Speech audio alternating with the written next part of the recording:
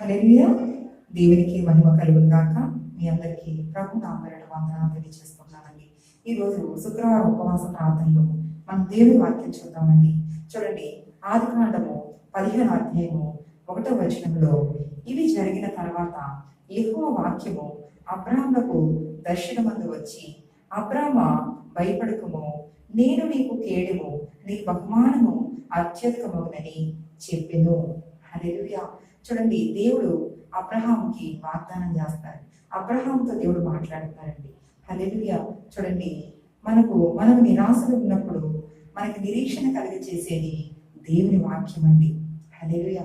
మనం బలహీనతలో ఉన్నప్పుడు మనల్ని బలపరిచేది దేవుని వాక్యం అండి.